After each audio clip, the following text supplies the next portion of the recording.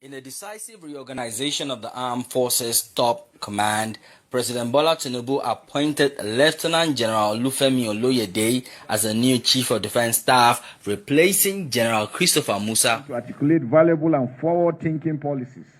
The President also named Major General Waidi Shaibu as the new Chief of Army Staff, Air Vice Marshal Sunday Anike as Chief of Air Staff, and Rear Admiral Idi Abbas as Chief of Naval Staff. However, in a mark of continuity and confidence, Major General Emmanuel Odiandeye retains his position as the Chief of Defense Intelligence.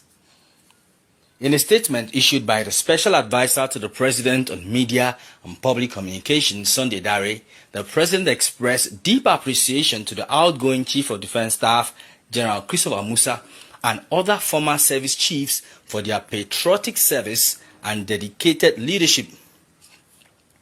President Tinubu charged the newly appointed service chiefs to justify the confidence reposed in them by enhancing professionalism, vigilance, and comradeship within the armed forces of Nigeria. All appointments, according to the statement, take immediate effect, with Lieutenant General Olufemi Oloyede now at the helm as Chief of Defense Staff and Major General Odiandeye continuing in intelligence leadership.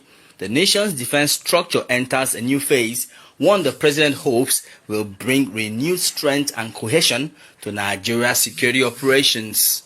Sifon Esien, TVC News, Abuja. Well, we're talking with a security expert on this matter, and we have him join us from our Abuja studio. He's the Executive Director, Patriot for Advancement of Peace and Social Development, Dr. Sani Abdullahi Shinkafi. Good morning. Thank you so much for joining us on TVC Breakfast Saturday. Okay, good morning. Thank you for having me in the program. This is a major change in the security operations of the country. Do you see this coming, or is a decision from the president that is timely, 28 months after the appointment? Constitution of the People of Nigeria, 1999, as amended, Section 218, subsection 1 and 2, grant Mr. President, who is the Commander-in-Chief of Armed Forces, to appoint service chiefs. And by the virtue of the provision of the Constitution, Mr. President acted within the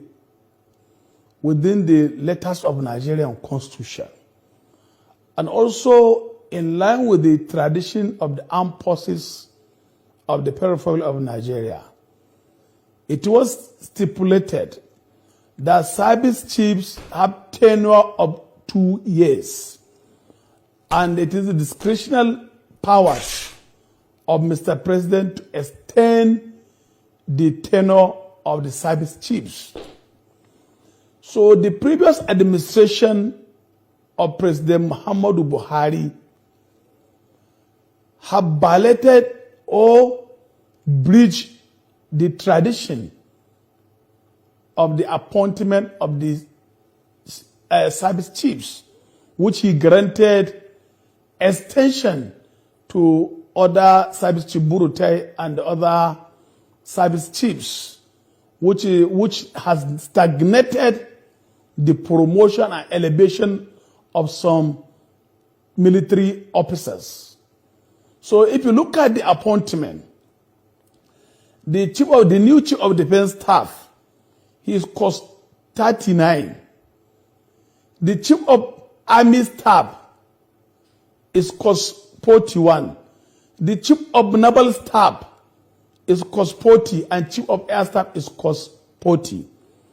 So with this appointment of the new service chiefs, it is a way forward.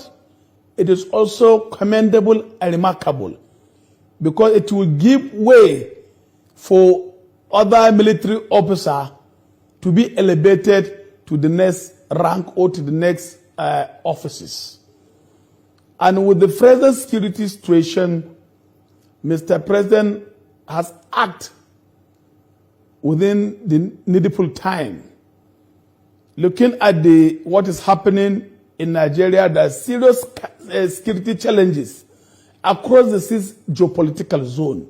If you take Northwest, Northwest has been dealing with the issue of armed banditry, kidnapping for ransom, extortion, imposition of levies, cattle rustling, Dr. Shinkafi, farmers clashes. we'll get to that other development on the program this morning, but the military hierarchy has denied an alleged coup by some officers in the army. Now, could this be the reason for this shakeup? Yeah, you see, there's a allegation of a coup which have failed woefully. And looking at that, there is a negligence of duty and lack of proper supervision and monitoring. If there is a proper supervision and monitoring, I think the junior officers who were alleged to plan a coup against the democratically elected government, I think does not arouse. So there is a negligence of duty, lack of supervision and lack of monitoring on the part of the first immediate chief of service chiefs.